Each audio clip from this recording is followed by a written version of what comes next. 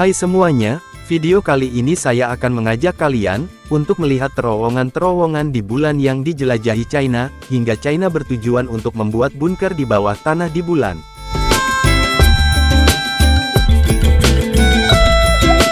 Kita juga akan mencari tahu, apa tujuan China menjelajahi dasar laut hingga kedalaman 11.000 meter, dan bertujuan membangun stasiun bawah laut, apa yang mereka cari sebenarnya.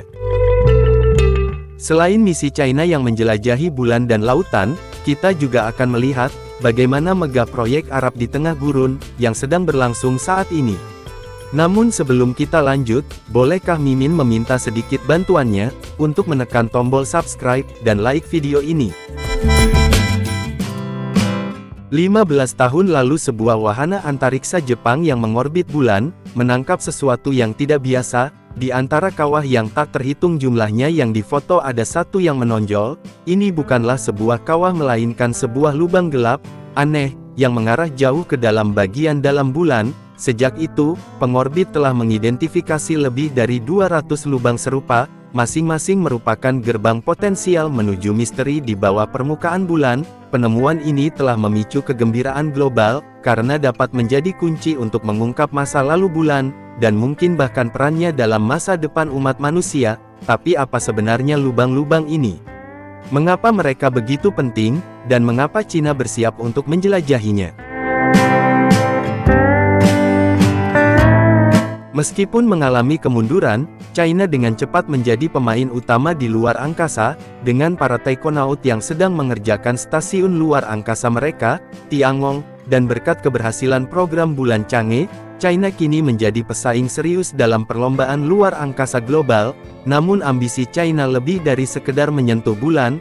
Pada bulan Mei tahun 2023, Badan Antariksa Berawak China mengumumkan telah memulai fase perencanaan pendaratan berawak di bulan, dengan target tahun 2030 dan membangun kehadiran permanen. Sementara lokasi pendaratan spesifik masih dipertimbangkan, daerah dengan fitur menarik seperti lubang di Mare Tranquillitatis, termasuk di antara kandidat potensial. Hal ini telah memicu kegembiraan di kalangan komunitas ilmiah global.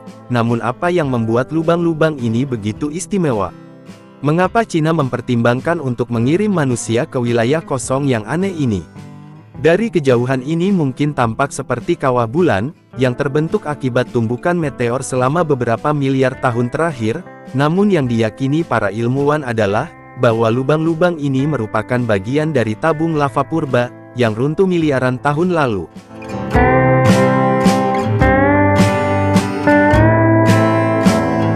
Bulan adalah tempat yang sangat berbeda secara geologis. Tempat ini aktif dengan letusan gunung berapi yang menyemburkan lava ke permukaan. Saat lava ini cair mengalir, ia menciptakan sungai api yang meliuk-liuk di permukaan bulan.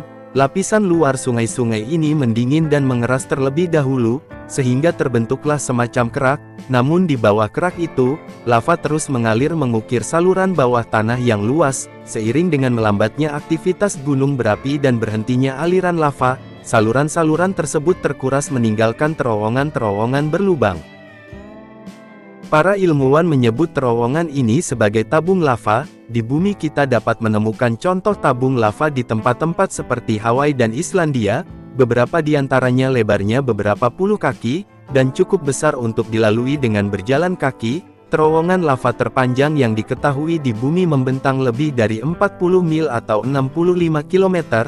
Namun di bulan karena gravitasinya yang lebih lemah sekitar 1/6 gravitasi bumi, terowongan-terowongan ini dapat tumbuh jauh lebih besar daripada bumi, dan disinilah segala sesuatunya menjadi sangat menarik. Seiring berjalannya waktu, beberapa bagian terowongan lava ini telah runtuh, menciptakan lubang dalam yang kita lihat di permukaan saat ini, tetapi sisa terowongan tetap utuh tersembunyi di bawah permukaan. Lubang-lubang ini pada dasarnya merupakan titik akses ke dunia bawah tanah yang luas, yang terpelihara selama miliaran tahun. Bayangkan berjalan melalui terowongan yang luas ini, tetapi bagaimana tepatnya kita tahu lubang-lubang ini mengarah ke gua-gua bawah tanah? Berkat teknologi canggih, para ilmuwan telah mampu memetakan permukaan bulan, dan kedalamannya yang tersembunyi. Citra resolusi tinggi telah mengungkap terowongan yang bercabang dari dasar beberapa lubang, terutama yang ada di Mare Tranquillitatis, dan di Marius Hills. Untuk memastikan terowongan ini berongga, pengorbit Selene mendeteksi pola gema unik di langit-langit Marius Hills, yang menunjukkan adanya rongga bawah tanah yang besar. Misi Grail NASA kemudian memetakan medan gravitasi bulan, mengidentifikasi area dengan massa lebih sedikit tumpang tindih. Pola gema ini dengan data medan gravitasi kemudian mengkonfirmasi keberadaan ruang hampa luas di bawah permukaan. Alat-alat ini memungkinkan para ilmuwan untuk memperkirakan kedalaman dan ukuran terowongan bawah tanah ini, memberikan gambaran sekilas ke lanskap bulan yang sepenuhnya tersembunyi di bawah permukaan. Jadi tidak mengherankan bahwa China sekarang mempertimbangkan lokasi ini untuk misi bulan berawak mereka. Menjelajahi gua-gua luas yang belum tersentuh ini dapat memberikan para ilmuwan dari negara manapun akses yang belum pernah ada sebelumnya untuk mempelajari geologi bagian dalam bulan. Namun potensi sebenarnya dari lubang itu mungkin jauh melampaui keingintahuan ilmiah. Mungkinkah mereka menyembunyikan sesuatu yang penting untuk misi bulan di masa depan? Dan mengapa lubang-lubang ini penting bagi China? Bulan adalah lingkungan yang tak kenal ampun dan berbahaya. Permukaannya terus-menerus dibombardir oleh radiasi kosmik dan mikrometeorit, tanpa atmosfer yang menawarkan perlindungan. Badai matahari yang tidak dapat diprediksi mampu membanjiri permukaan dengan radiasi mematikan dalam hitungan menit, menempatkan taikonaut atau astronaut pada risiko yang serius. Suhu di sana juga sangat ekstrim, melonjak hingga 250 derajat Fahrenheit di siang hari, dan turun hingga minus 200 derajat Fahrenheit di malam hari. Fluktuasi drastis ini dikombinasikan dengan ancaman radiasi yang konstan, membuat permukaan bulan menjadi tempat yang mematikan bagi manusia dan mesin untuk bertahan hidup dan bekerja di sana dalam jangka waktu lama. Diperlukan upaya mengatasi berbagai tantangan besar yang mengancam nyawa. Tetapi bagaimana jika ada cara untuk lolos dari bahaya ini? Disitulah tabung lava berperan. Terowongan bawah tanah yang luas ini menawarkan sesuatu yang langka di bulan, tempat berlindung alami. Di dalam terowongan ini, dinding dan langit-langit basal yang tebal akan melindungi astronot dari bahaya terburuk di luar angkasa. Tabung tersebut akan menghalangi radiasi kosmik yang berbahaya, menangkis dampak meteoroid dan menyediakan suhu internal yang stabil, jauh lebih ramah daripada suhu ekstrim di luar. Data dari Lunar Reconnaissance Orbiter, percobaan radiometer bulan menunjukkan bahwa suhu di dalam ketenangan Skylight tetap stabil pada 63 derajat Fahrenheit, itu 17 derajat Celcius. Bayangkan terowongan lava ini sebagai bunker siap pakai, yang dibentuk oleh alam miliaran tahun lalu. Jika kita dapat mendirikan pangkalan di dalam gua bulan ini, kita akan terhindar dari keharusan membangun seluruh struktur perlindungan dari awal. Faktanya terowongan-terowongan ini dapat berfungsi sebagai pondasi bagi koloni bulan yang permanen. Kita tidak sedang berbicara tentang tempat yang kecil dan sempit. Di sini beberapa tabung ini benar-benar besar sekali. Dengan lebar lebih dari 1 km, Anda dapat membuat seluruh blok kota di dalamnya. Sekarang bayangkan sebuah pangkalan bulan yang luas, lengkap dengan tempat tinggal, laboratorium penelitian, dan bahkan fasilitas manufaktur, yang semuanya tersembunyi dengan aman dari bahaya mematikan di permukaan bulan, tetap melindungi astronot dari lingkungan bulan yang mematikan. Ini hanyalah permulaan. Bagaimana jika kita bisa melangkah lebih jauh, mengubah gua-gua pelindung ini menjadi ruang yang sepenuhnya layak huni? Bisakah tabung lava bulan diberi tekanan ke atmosfer seperti bumi, untuk menciptakan udara yang dapat dihirup? Idenya adalah untuk menutup ruang bawah tanah ini, dan mengisinya dengan atmosfer yang dapat dihirup, menggunakan atap basal setebal 30 hingga 50 kaki sebagai perlindungan alami dari radiasi, dan mikrometeorit ini akan memungkinkan terciptanya kondisi seperti bumi di dalam. Melakukan hal itu akan secara signifikan mengurangi bobot kompleksitas, dan perlindungan yang dibutuhkan untuk habitat permukaan, menawarkan cara yang lebih efisien untuk membangun pangkalan bulan jangka panjang. Lingkungan yang stabil di dalam tabung ini juga dapat memudahkan penanaman makanan di permukaan. Perubahan suhu yang konstan akan membuat pertanian hampir mustahil, tetapi dalam kondisi tabung lava yang lebih stabil, dimungkinkan untuk menyiapkan sistem hidroponik, atau teknik pertanian canggih lainnya, untuk menanam makanan bagi para astronot. Bagaimana menurut kalian tentang misi China yang ambisius ini? Ketikkan pendapat kalian di kolom komentar. Sekarang mari kita beralih ke video lainnya.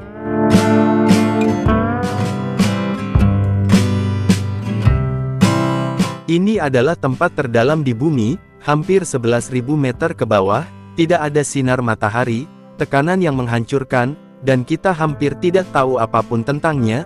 Namun kini satu negara tengah berlomba untuk menjelajahi kedalaman ini, dan bukan hanya untuk sains. China mengerahkan armada robot laut dalam membangun pangkalan bawah laut, dan diam-diam bergerak untuk mengklaim apa yang ada di dasar sebelum orang lain bisa melakukannya. Saat Amerika Serikat menggerogoti program penelitian kelautannya, China menyelami lebih dalam, bergerak lebih cepat, dan berinvestasi lebih agresif daripada negara manapun. Jadi apa sebenarnya yang ada di bawah sana? Dan mengapa China begitu bertekad untuk mendapatkannya terlebih dahulu?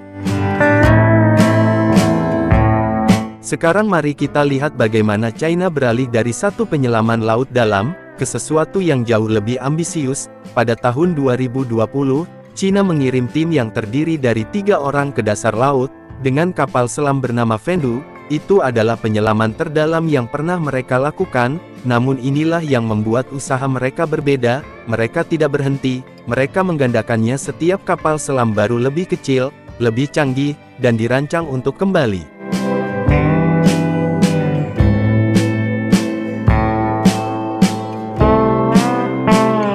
lagi dan lagi. Pada tahun 2024, China telah melampaui misi-misi kasar dan beginilah penampakannya. Sebuah robot yang tidak lebih besar dari kotak sepatu, dijatuhkan ke dalam salah satu lingkungan paling tidak bersahabat di bumi, tanpa pilot, tanpa kabel. Ia merangkak ke dasar laut dengan kekuatannya sendiri, dan kembali dengan utuh. Momen itu menandai peralihan dari misi langka menjadi sesuatu yang dapat diulang, dapat ditingkatkan skalanya, dan jauh lebih ambisius. Sebab jika satu robot kecil saja dapat melakukan apa yang dulu dibutuhkan kapal selam besar, apa yang akan terjadi jika Anda membangun armada robot seperti itu?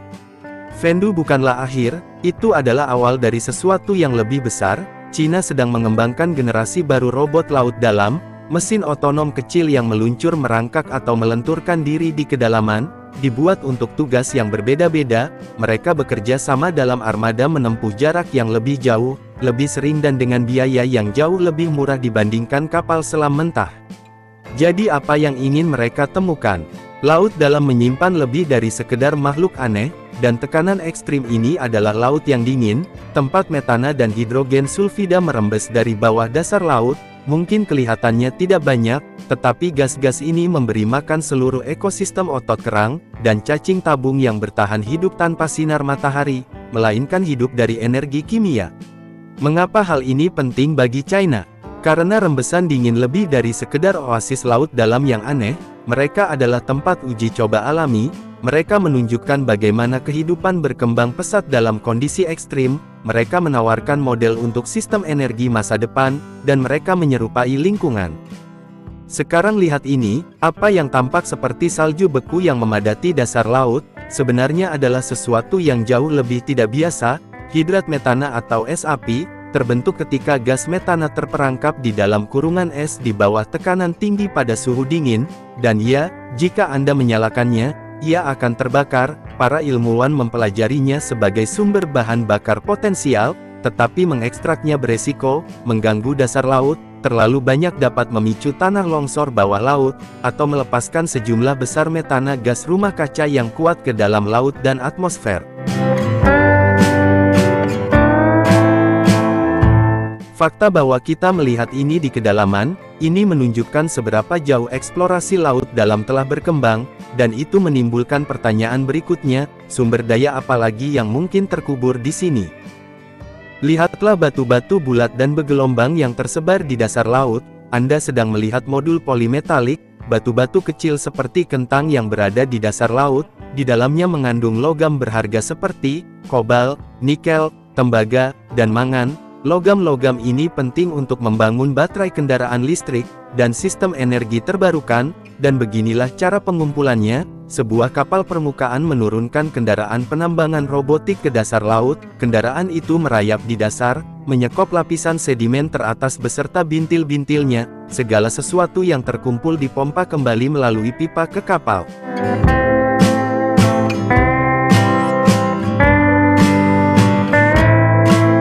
Saat pengangkut sedimen merayap di dasar laut, mereka memunculkan awan sedimen besar yang dikenal sebagai gumpalan awan. Ini dapat menghancurkan habitat yang rapuh, dan melayang sejauh bermil-mil. Setelah bintil-bintil tersebut diproses, gumpalan limbah kedua dipompa kembali ke lautan, menambah kekacauan.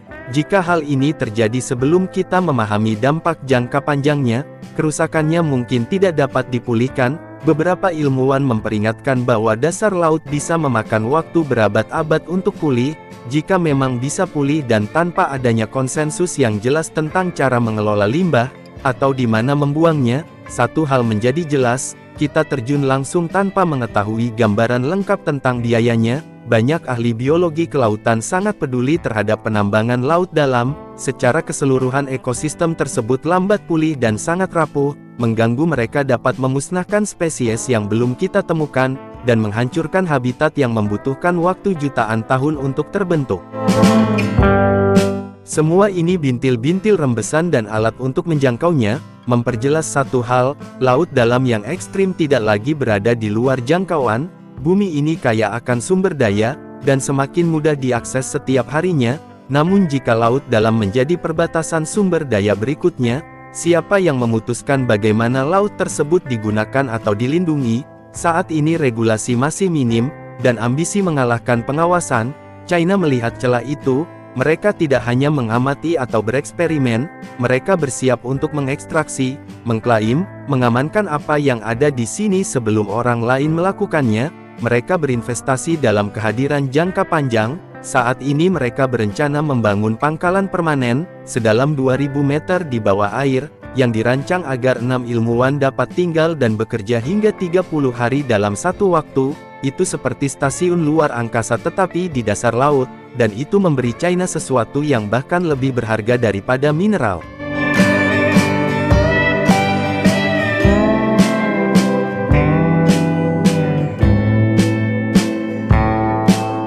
China sedang membangun peralatan, pengetahuan dan pengalaman, yang dibutuhkan untuk beroperasi di kedalaman laut, tidak hanya sekali tetapi terus-menerus. Begitulah cara mereka maju, dengan mengubah eksplorasi menjadi pengulangan, dan pengulangan menjadi dominasi.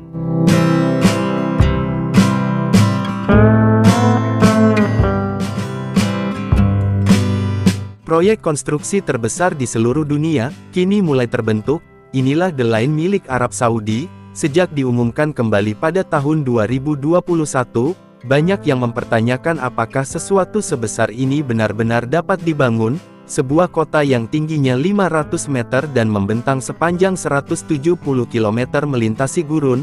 Banyak yang beranggapan bahwa proyek ini tidak berjalan sesuai rencana, tetapi citra satelit terkini di lokasi tersebut mengungkap bahwa pembangunan masih berlangsung. Jadi apa sebenarnya yang telah mereka bangun sejauh ini? Dan apakah proyek ini masih sesuai rencana dan akan selesai pada tahun 2030?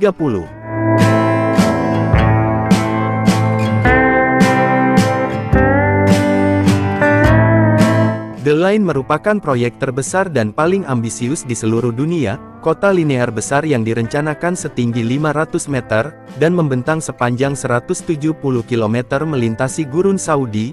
Kota ini tidak akan memiliki mobil, tidak ada jalan raya, dan sepenuhnya ditenagai oleh energi terbarukan. Setelah selesai kota ini akan menjadi rumah bagi sekitar 10 juta orang. Sisi positifnya pendekatan baru terhadap perencanaan kota ini, dapat menghasilkan sistem perkotaan yang lebih bersih, lebih efisien dan lebih berkelanjutan. Namun di sisi lain hal itu juga sangat kontroversial, dan di mata sebagian orang mungkin bahkan distopia, tergantung bagaimana Anda melihatnya.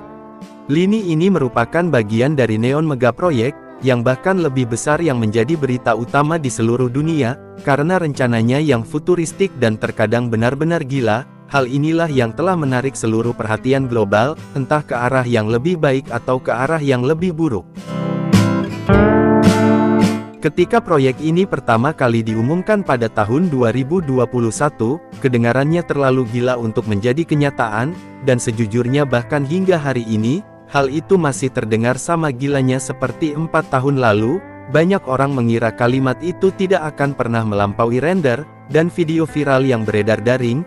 Namun pada Oktober tahun 2022, Rekaman drone yang baru dirilis mengungkapkan bahwa, kota linear sepanjang 170 km itu sebenarnya telah mulai dibangun, pekerjaan penggalian besar-besaran sudah berlangsung, mengukir parit lebar melalui padang pasir, di mana fondasi jalur tersebut akhirnya akan dibangun. Yang lebih mengejutkan lagi adalah, citra satelit tampaknya menunjukkan bahwa mereka benar-benar menggali sepanjang 170 km. Sejak awal rekaman drone juga mengungkap armada kendaraan konstruksi, area persiapan, dan seluruh komunitas baru yang dibangun di sepanjang rute yang direncanakan.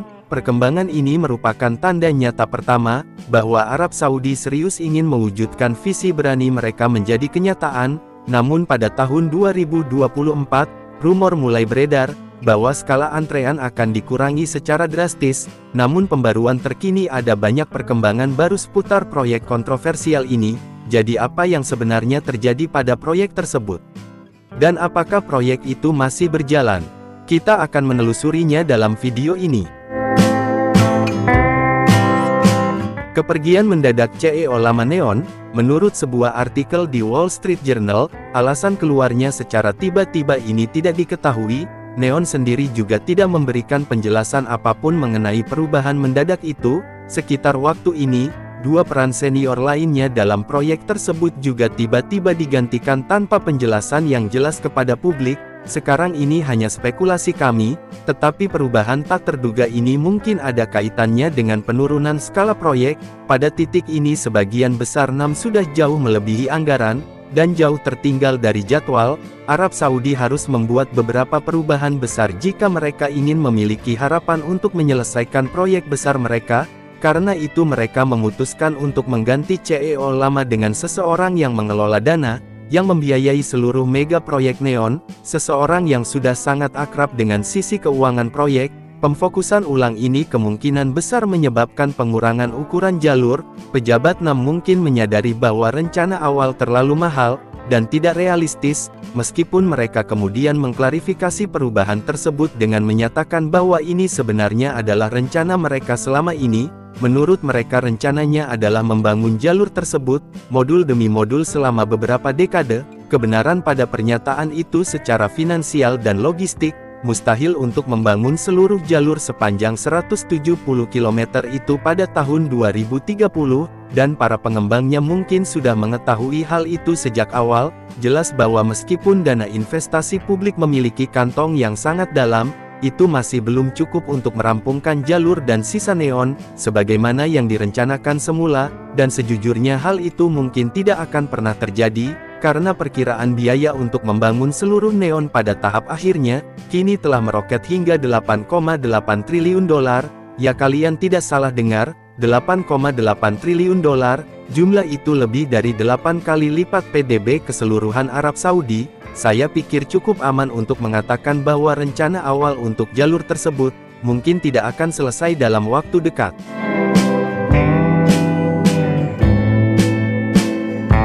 Fase pertama jalur tersebut tahap pertama akan mencakup apa yang disebut marina tersembunyi, serta Stadion Neon yang akan menjadi salah satu tempat penyelenggaraan Piala Dunia FIFA 2034. Tahap 1 akan mencakup 3 modul yang panjangnya setidaknya 800 meter, dan tinggi 500 meter. Saya tahu ini seharusnya versi skala kecil, tetapi bahkan pada ukuran ini, proyeknya masih cukup gila. Marina tersembunyi itu tidak akan berlokasi di Teluk Aba, sebaliknya dibangun di dekat area Gal yang kami sebutkan sebelumnya, dan itu akan sepenuhnya buatan manusia. Penggalian di jalur ini sebelumnya sudah berlangsung sejak tahun 2023, berdasarkan citra satelit yang dapat kita lihat saat ini. Lokasi tersebut dipenuhi armada truk yang sibuk mengangkut batu, pasir dan tanah dari lokasi penggalian. Jika kita memperbesarnya, kita bahkan dapat melihat apa yang tampak seperti jalur air buatan di marina, yang pada akhirnya mengarah ke pantai. Selain itu, rekaman drone dari lokasi yang diambil pada bulan April tahun 2025, menunjukkan kepada kita gambaran yang lebih dekat tentang apa yang terjadi. Di masing-masing dari 3 modul fase pertama jalur tersebut, modul 45 tampaknya berjalan lancar dengan pekerjaan beton yang telah dimulai di lokasi. Mesin pemancang sudah ada di seluruh area, yang menunjukkan bahwa penggalian pada modul ini telah mencapai tonggak penting. Modul 46 telah mengalami pengerjaan paling banyak, karena seharusnya menjadi bagian jalur di mana marina tersebut akan memotong seluruh struktur. Disinilah Stadion Neon akan dibangun, sekitar 350 meter di atas tanah. Pikirkan itu sejenak, tempat berlangsungnya Piala Dunia dibangun 350 meter di udara, di dalam gedung pancakar langit. Memikirkannya gila, rasanya seperti meremehkan latihan. Pemancangan tiang pancang terbesar di dunia juga sedang dilakukan di sini, karena lebih dari 16.000 tiang pancang individu akan ditempatkan hanya untuk fase pertama jalur ini saja. Sebagai konteks, Burj Khalifah di Dubai hanya membutuhkan 192 tiang pancang untuk dibangun. Terakhir, modul 47 tampaknya paling kurang maju dari ketiganya, karena pekerjaan penggalian di lokasi tersebut masih dalam tahap awal pengembangan. Selain 3 modul utama, perkembangan penting lainnya di lokasi konstruksi adalah pengaturan pengeringan, sistem besar, pompa, saluran reservoir, dan pipa yang dirancang untuk menjaga air tanah keluar dari parit penggalian. Sebelum pekerjaan pada pondasi itu sendiri dapat dimulai, seluruh sistem ini juga dapat dilihat dengan jelas di Google Maps, di mana Anda dapat melacak dengan sempurna bagaimana air diangkut dari lokasi penggalian, hingga ke Laut Merah. Bagaimana menurut kalian tentang proyek ambisius Arab Saudi ini? Sekarang mari kita lanjut di pembahasan lainnya.